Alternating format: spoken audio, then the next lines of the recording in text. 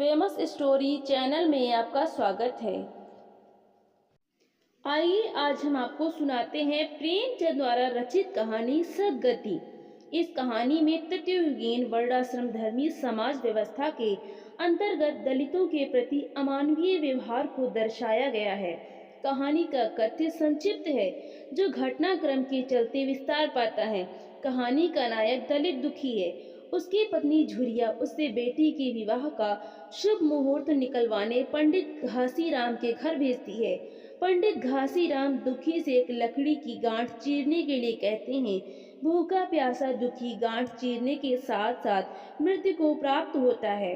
पंडित घासीराम और उनकी पत्नी दुखी से अमानवीय व्यवहार करते हैं। दुखी के मरने पर कोई भी वर्ग उसकी लाश उठाने को तैयार नहीं होता। यह घटना दलित चेतना को नवीन आयाम देती है। दुखी की मृत्यु के पीछे घासीराम की अमानवीयता तो है ही, दुखी की धार्मिक सामाजिक आस्था और भय भी है, जिसके चलते वो पंडित घासीराम के पास बेटी का विवाह सुझवाने के लिए जाता है। लेखक पंडित घासीराम द्वारा दुखी की लाश को खिंचवाकर उसकी सद्गति कराकर सामाजिक व्यवस्था पर गहरा कटाक्ष करता है। तो आइए कहानी की शुरुआत करते हैं। दुखी चमार द्वार पर झाड़ू लगा रहा था और उसकी पत्नी झुरिया घर को गोबर से लीप रही थी। दोनों अपने अपने काम से फुर्सत पा चुके तो चमारे ने कहा, तो जाके पंडित बाबा से कह आओ ना, ऐसा न हो कहीं चले जाएं। दुखी, हाँ जाता हूँ, लेकिन यह तो सोच बैठेंगे किस चीज पर। झुरिया, कहीं से खटिया न मिल जाएगी, ठकुराने से मांग लेना। दुखी, तो कभी कभी ऐसी बात कह देती है कि देह जल जाती है। ठकुराने वाले मुझे खटिया देंगे? आग तक तो घर से निकलती नहीं, खटिया देंगे? कैथाने में जाकर एक लोटा पानी मांगू तो ना मिले, भला खटिया कौन देगा? हमारे उपले सेंठे भूसा लकड़ी थोड़े ही हैं कि जो चाहे उठा ले जाए। ला अपनी खटोली धोकर रख दे, गर्मी के दिन तो हैं, उनकी आते आते सूख जाएगी। झुरिया, वो हमारी खटोली पर बैठेंगे नहीं, देखते नहीं कितने नेम धर्म से रहते हैं। दुखी ने जरा चिंतित होकर कहा, हाँ यह बात तो है, महुए के पत्ते तोड़कर एक पत्तल बना लूं तो ठीक हो जाए। पत्तल में बड़े बड़े आदमी खाते हैं, वो पवित्र है। ला तो डंडा, पत्ते तोड़ लूं। झुरिया, पत्तल मैं बना लूंगी, तुम जाओ, लेकिन हाँ उन्हें सीधा भी तो देना होगा, अपनी थाली में रख दूं? दुखी, कहीं ऐसा गजब न करना, नहीं तो सीधा भी जाए और थाली भी फूटे। बाबा थाली उठाकर पटक देंगे, उनको बड़ी जल्दी क्रोध चढ़ाता है। क्रोध में पंडिताइन तक को छोड़ते नहीं। लड़की को ऐसा पीटा कि आज तक टूटा हुआ हाथ लिए फिरता है। पत्तल में सीधा भी देना, हाँ मुदा तो छूना मत। जूरी गोंड की लड़की को लेकर शाह की दुकान से सब चीजें ले आना, सीधा भरपूर हो। सेर भर आटा, आधा सेर चावल, पाव भर दाल, आधा पाव घी, नून, हल्दी और पत्तल में एक किनारे 4 आने पैसे रख देना। गोंड की लड़की ना मिले तो भुंजिन के हाथ पैर जोड़कर ले जाना। तू कुछ मत छूना, नहीं गजब हो जाएगा। इन बातों की ताकीद करके दुखी ने लकड़ी उठाई और घास का एक बड़ा सा गट्ठा लेकर पंडित जी से अर्ज करने चला। खाली हाथ बाबा जी की सेवा में कैसे जाता? नजराने के लिए उसके पास घास के सिवाय और क्या था? उसे खाली देखकर तो बाबा दूर से ही दुत्कारते। पंडित घासीराम ईश्वर के परम भक्त थे। नींद खुलते ही ईशोपासन में लग जाते। मुंह हाथ धोते 8 बजते, तब असली पूजा शुरू होती, जिसका पहला भांग भंग की तैयारी थी। उसके बाद आध घंटे तक चंदन रगड़ते, फिर आईने के सामने एक तिनके से माथे पर तिलक लगाते। चंदन की 2 रेखाओं के बीच में लाल डोरे की बिंदी होती थी। फिर छाती पर बाहों पर चंदन की गोल गोल मुद्रिकाएं बनाते। फिर ठाकुर जी की मूर्ति निकालकर उसे नहलाते, चंदन लगाते, फूल चढ़ाते, आरती करते, घंटी बजाते। 10 बजते बजते वो पूजन से उठते और भंग छान कर बाहर आते। तब तक 2-4 जजमान द्वार पर आ जाते। ईशोपासन का तत्काल फल मिल जाता। यही उनकी खेती थी। आज वो पूजन गृह से निकले तो देखा दुखी चमार घास का एक गट्ठा लिए बैठा है। दुखी उन्हें देखते ही उठ खड़ा हुआ और उन्हें साष्टांग दंडवत करके हाथ बांधकर खड़ा हो गया। यह तेजस्वी मूर्ति देखकर उसका हृदय श्रद्धा से परिपूर्ण हो गया। कितनी दिव्य मूर्ति थी। छोटा सा गोल मटोल आदमी, चिकना सर, फूले गाल, ब्रह्मतेज से प्रदीप्त आंखें, रोरी और चंदन देवताओं की प्रतिमा प्रदान कर रही थी। दुखी को देखकर श्रीमुख से बोले, आज कैसे चला रे दुखिया? दुखी ने सिर झुकाकर कहा, बिटिया की सगाई कर रहा हूँ महाराज। कुछ शायद सगुन विचारना है, कब मर्जी होगी? घासी, आज मुझे छुट्टी नहीं, हाँ सांझ तक आ जाऊंगा। दुखी, नहीं महाराज, जल्दी मर्जी हो जाए, सब सामान ठीक कराया हूँ, यह घास कहाँ रख दूँ? घासी, इस गाय के सामने डाल दे और जरा झाड़ू लेकर द्वार तो साफ कर दे। यह बैठक भी कई दिन से लीपी नहीं गई, उसे भी गोबर से लीप दे। तब तक मैं भोजन कर लूं, फिर जरा आराम करके चलूंगा। हाँ, यह लकड़ी भी चीर देना। खलिहान में 4 खांची भूसा पड़ा है, उसे भी उठा लाना और भूसैले में रख देना। दुखी फौरन हुक्म की तामील करने लगा। द्वार पर झाड़ू लगाई, बैठक को गोबर से लीपा। तब 12 बज गए। पंडित जी भोजन करने चले गए। दुखी ने सुबह से कुछ नहीं खाया था, उसे भी जोर की भूख लगी, पर वहाँ खाने को क्या धरा था? घर यहाँ से मील भर था। वहाँ खाने चला जाए तो पंडित जी बिगड़ जाएं। बेचारे ने भूख दबाई और लकड़ी फाड़ने लगा। लकड़ी की मोटी सी गांठ थी जिस पर पहले कितने ही भक्तों ने अपना जोर आजमा लिया था। वो उसी दमखम के साथ लोहे से लोहा लेने के लिए तैयार थी। दुखी घास छील कर बाजार ले जाता था। लकड़ी चीरने का उसे अभ्यास न था। घास उसके खुरपे के सामने सिर झुका देती थी। यहाँ कस कस कर कुल्हाड़ी का भरपूर हाथ लगाता, पर उस गांठ पर निशान तक न पड़ता था। कुल्हाड़ी उचट जाती, पसीने में तर था, हांफता था, थक कर बैठ जाता था, फिर उठता था। हाथ उठाए न उठते थे, पांव कांप रहे थे, कमर न सीधी होती थी, आंखों तले अंधेरा हो रहा था, सिर में चक्कर आ रहे थे। तितलियां उड़ रही थी, फिर भी अपना काम किए जाता था। अगर एक चिलम तंबाकू पीने को मिल जाती तो शायद कुछ ताकत आती। उसने सोचा, यहाँ चिलम और तंबाकू कहाँ मिलेगी? बामनों का पूरा है। बामन लोग हम नीच जातों की तरह तंबाकू थोड़े ही पीते हैं। सहसा उसे याद आया कि गांव में एक गोंड भी रहता है, उसके यहाँ जरूर चिलम तंबाकू होगी। तुरंत उसके घर दौड़ा। खैर मेहनत सफल हुई।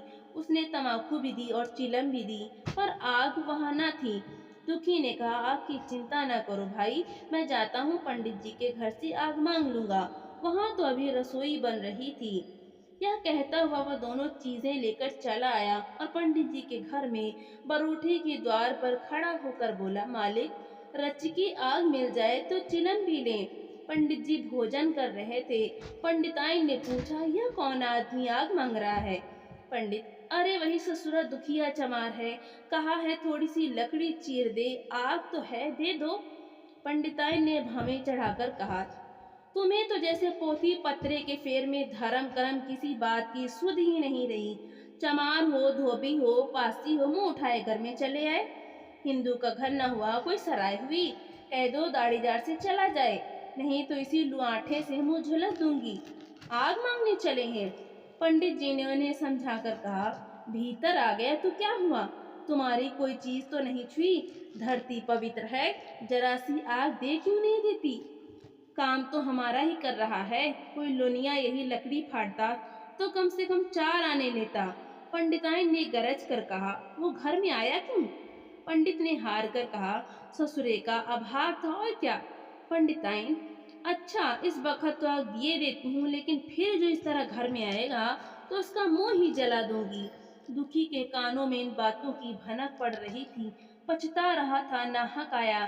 सच तो कहती हैं, पंडित के घर में चमार कैसे चलाए? बड़े पवित्र होते ही ये लोग, तभी तो संसार पूजता है, तभी तो इतना मान है। भर चमार थोड़े ही हैं। इसी गांव में बूढ़ा हो गया, मगर मुझे इतनी अकल भी ना आई। इसलिए जब पंडिताइन आग लेकर निकली तो वो मानो स्वर्ग का वरदान पा गया। दोनों हाथ जोड़कर जमीन पर माथा टेकता हुआ बोला, पढ़ाइन, माता मुझसे बड़ी भूल हुई कि घर में चल आया। चमार की अक्ल ही तो ठहरी, इतने मूर्ख न होते तो लात क्यों खाते? पंडिताइन चिमटे से पकड़कर आग लाई थी।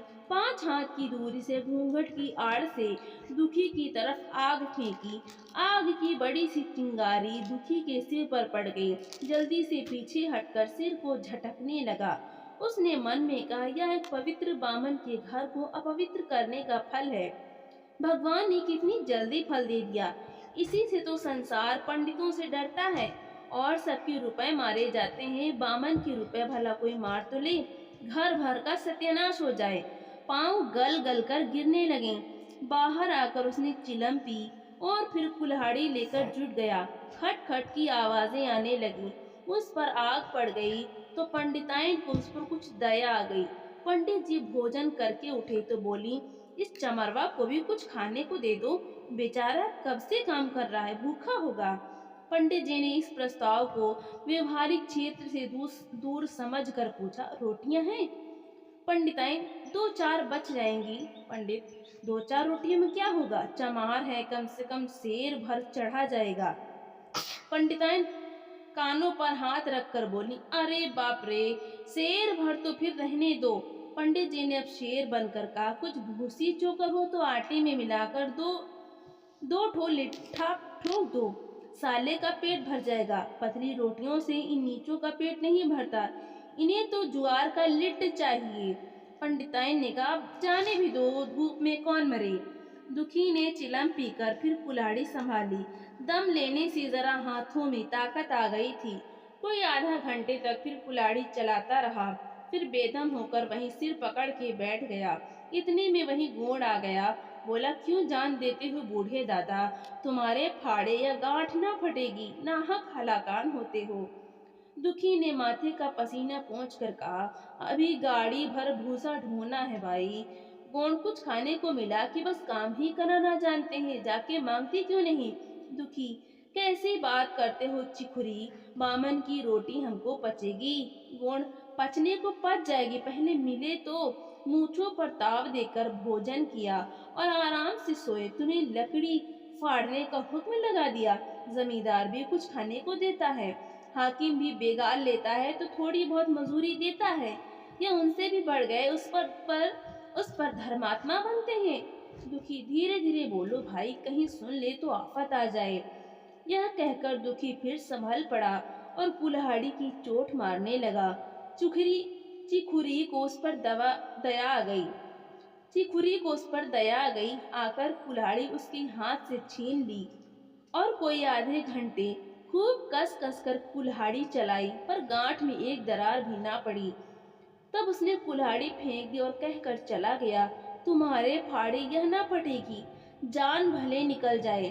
दुखी सोचने लगा, बाबा ने यह गांठ कहाँ रख छोड़ी थी कि फाड़े नहीं फटती, कहीं दरार तक तो नहीं पड़ती।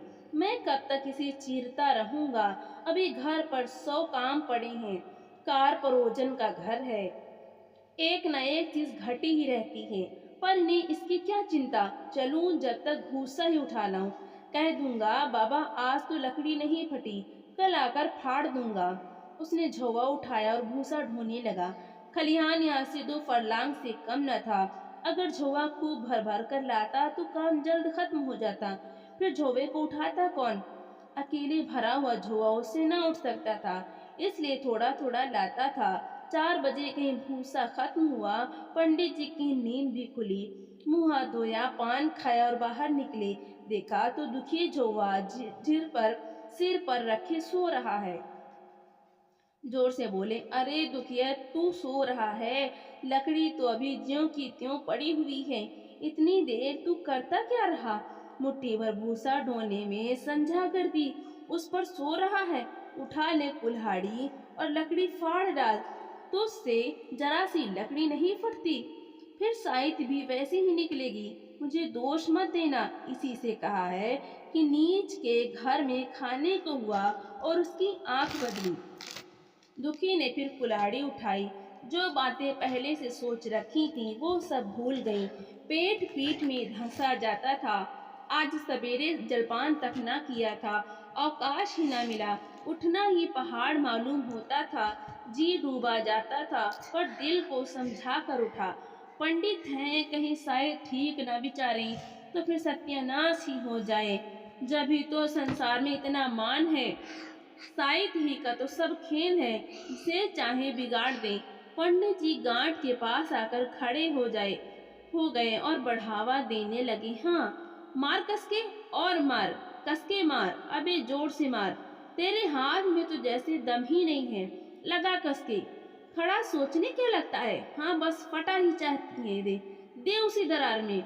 दुखी अपने होश में न था। न जाने कौन सी गुप्त शक्ति उसके हाथों को चला रही थी। वो थकान, भूख, कमजोरी सब मानो भाग गई। उसे अपने बाहुबल पर स्वयं आश्चर्य हो रहा था। एक एक चोट वज्र की तरह पड़ती थी। आधे घंटे तक वो इसी उन्माद की दशा में हाथ चलाता रहा, यहाँ तक कि लकड़ी बीच से फट गई और दुखी के हाथ से कुल्हाड़ी छूट कर गिर पड़ी। इसके साथ वो भी चक्कर खाकर गिर पड़ा। भूखा प्यासा थका हुआ शरीर जवाब दे गया। पंडित जी ने पुकारा, उठ के दो चार हाथ और लगा दे, पतली पतली चैलियां हो जाएं। दुखी ना उठा। पंडित जी ने अब उसे दिख करना उचित न समझा। भीतर जाकर बूटी छानी शौच गए, स्नान किया और पंडिताई बाना पहनकर बाहर निकले। दुखी अभी तक वहीं पड़ा हुआ था। जोर से पुकारा, अरे क्या पड़े ही रहोगे दुखी, चलो तुम्हारे ही घर चल रहा हूँ। सब सामान ठीक ठाक है ना? दुखी फिर भी ना उठा। अब पंडित जी को कुछ शंका हुई। पास जाकर देखा तो दुखी अकड़ा पड़ा हुआ था। बदहवास होकर भागे और पंडिताइन से बोले, दुखिया तो जैसे मर गया। पंडिताइन हकबका कर बोली, वो तो अभी लकड़ी चीर रहा था ना? पंडित, हाँ, लकड़ी चीरते चीरते मर गया, अब क्या होगा? पंडिताइन ने शांत होकर कहा, होगा क्या? चमरौने में कहला भेजो, मुर्दा उठा ले जाएं। एक क्षण में गांव भर में खबर हो गई। पूरे में ब्राह्मणों की ही बस्ती थी। केवल एक घर गोंड का था। लोगों ने इधर का रास्ता छोड़ दिया। कुएं का रास्ता उधर से ही था। पानी कैसे भरा जाए? चमार की लाश के पास से होकर पानी भरने कौन जाए? एक बुढ़िया ने पंडित जी से कहा, अब मुर्दा फिकवाते क्यों नहीं? कोई गांव में पानी पिएगा या नहीं? इधर गोड़ ने चमरौने में जाकर सबसे कह दिया, खबरदार, मुर्दा उठाने मत जाना, अभी पुलिस की तहकीकात होगी। दिल लगी है कि एक गरीब की जान ले ली। पंडित होंगे तो अपने घर के होंगे, लाश उठाओगे तो तुम भी पकड़ जाओगे। इसके बाद ही पंडित जी पहुंचे, पर चमरौने का कोई आदमी लाश उठा लाने को तैयार न हुआ। हाँ, दुखी की स्त्री और कन्या दोनों हाय हाय करती वहां चली और पंडित जी के द्वार पर आकर सिर पीट पीट कर रोने लगी। उनके साथ 10-5 और चमारिनें थीं। कोई रोती थी, कोई समझाती थी, पर चमार एक भी न था। पंडित जी ने चमारों को बहुत धमकाया, समझाया, मिन्नत की, पर चमारों की दिल पर पुलिस का रौब छाया हुआ था। एक भी न निकला। आखिर निराश होकर लौट आए। आधी रात तक रोना पीटना जारी रहा। देवताओं का सोना मुश्किल हो गया, पर लाश उठाने कोई चमार न आया। और ब्राह्मण चमार की लाश कैसे उठाते? भला ऐसा किसी शास्त्र पुराण में लिखा है? कहीं कोई दिखा दे। पंडिताई ने झुंझलाकर कहा, इन डाइनों ने तो खोपड़ी चाट डाली, सबों का गला भी नहीं पकता। पंडित ने कहा, रोने दो, चुड़ैलों को कब तक रोएंगी? जीता था तो कोई बात न पूछता था, मर गया तो कोलाहल मचाने के लिए सबके सब आ पहुंची। पंडिताइन, चमार का रोना मनहूस है। पंडित, हाँ, बहुत मनहूस। पंडिताइन, अभी से दुर्गंध उठने लगी। पंडित, चमार था ससुरा की नहीं, साथ असाथ किसी का विचार है इन सबों को? पंडिताइन, इन सबको घिन भी नहीं लगती? पंडित, भ्रष्ट हैं सब। रात तो किसी तरह कटी, मगर सवेरे भी कोई चमार न आया। चमारिनें भी रो पीट कर चली गईं। दुर्गंध कुछ कुछ फैलने लगी। पंडित जी ने एक रस्सी निकाली, उसका फंदा बनाकर मुर्दे के पैर में डाला और फंदे को खींच कर कस दिया। अभी कुछ कुछ धुंधलका था।